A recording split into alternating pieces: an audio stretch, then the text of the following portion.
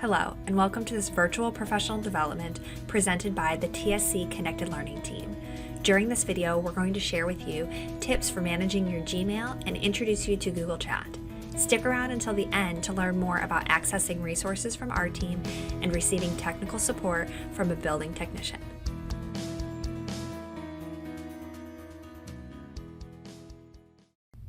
For our first tip, we're going to create a filter or a rule for emails coming in from a particular sender. We can also create a rule to filter emails that have a certain word.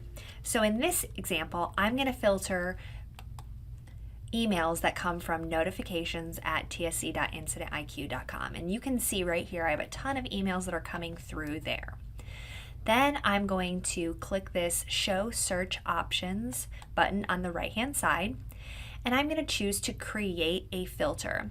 Now I can fill out several different search criteria in here and search for various things, but I'm going to create a filter from this particular rule. And there are several filter options, so I'm just going to highlight a few of these. The first one, and my favorite, is to skip the inbox and archive it. So what does this mean? This means that emails that come from that email address are going to skip my inbox, but they're still going to stay in all mail. And I'll show you where all mail is in just a second. In this case, I don't necessarily have to read the email right away, but I might want it for my records. So I can always go back and search for that email, but I don't necessarily need to read it. So that's a good option, skip the inbox. The second option right underneath it is very similar, where it's already going to be marked as read, but it is going to still go to your inbox. So you'll see that email when you go to your inbox, but it will be marked as read. We can also do things like star the email, apply a certain label. I can choose a label here that I have, or I can create a new label, and this just helps me keep my emails organized. I can also delete certain emails or mark them as important as they come in, but I can select any one of these, and then I'm going to create a filter right down here at the bottom. So as I mentioned, if I skip the inbox and archive it, that goes to all mail. Where is all mail? Over here on the left, I have inbox, starred, snoozed. You're going to see all of these different categories. And right down here at the bottom, before my labels, I have all mail. And all mail will house everything, including my chat messages, any drafts that I have, scheduled emails, sent emails. Everything goes into all mail. I can always use the search up at the top to find any messages that I may have lost.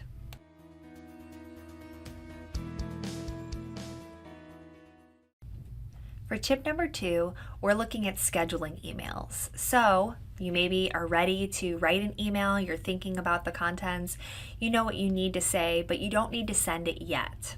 So I can compose my email. Right over here on the right-hand side, I have who my recipient is, what I would like the email subject to be, and then of course all the email contents. So I've completely written the email and I'm ready to send it, but I don't want it to actually be delivered to that person until maybe a few days later.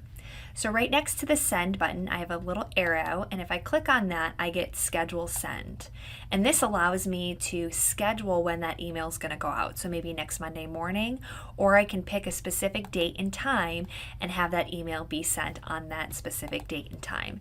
This is really convenient so that you don't have to remember to send an email at a particular time. You can always just schedule that email to go out.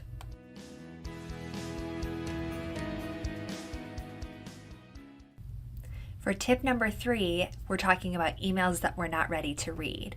Or maybe we've read the contents of the email and we want to be reminded of these contents later on.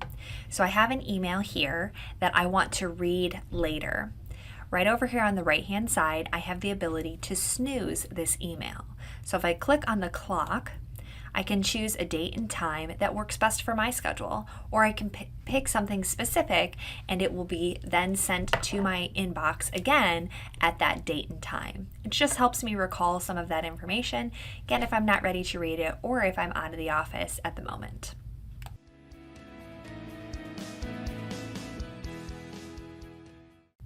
For our final tip, we're going to talk about unsubscribing from emails. So maybe over the years you have subscribed to email newsletters or various websites and you no longer want those communications. The easiest way to find these emails is to come up here to the search and type in the word unsubscribe. All emails that I'm able to unsubscribe to will show in this search area here. And then all I need to do is go through this list and see if there's anything that I really don't need to receive anymore. So for instance, I'd like to unsubscribe to these emails. So I've selected the email on the left-hand side and I'm going to come down to the bottom of the email. That's typically where unsubscribe is going to be. And I'm going to see unsubscribe here down at the bottom. I'll click on that. And then I'm good to go.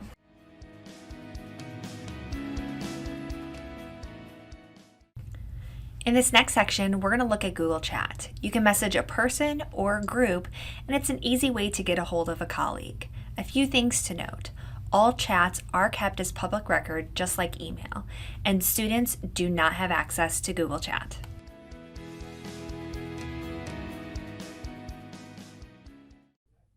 To access chat, I can either go to the waffle up in the top right corner of Chrome and look for chat, or I can type in chat.google.com in the search bar.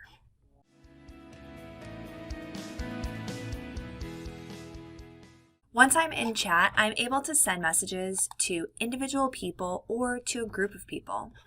I can start that by clicking the Start a Chat button in the left corner and typing in a person's name. Once I select the person, I'm able to type a message down here at the bottom. I can also add things like emojis, GIFs, upload a file, start a Google Meet, or add Drive files, or start a calendar invite. In addition to individual messages, I can also start a group conversation. If I click Start Group Conversation, I'm able to type in anyone's name that should be a part of the group. When I'm done typing everyone's name, I'll click the check mark to start a direct message with that group.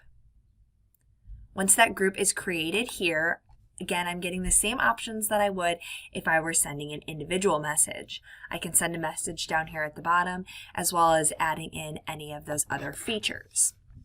Along here on the left-hand side, I'm going to see all of the messages that I've sent to everyone.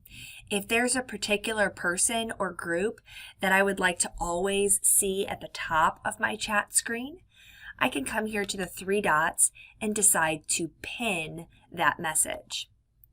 So then that thread is always going to stay at the top. So no matter what messages are sent, I'm able to see this thread right here. I can also unpin this and change the notification settings within here. If I get added to a group and I no longer need to be a part of that group, I can leave and I can always be added back to that group as well.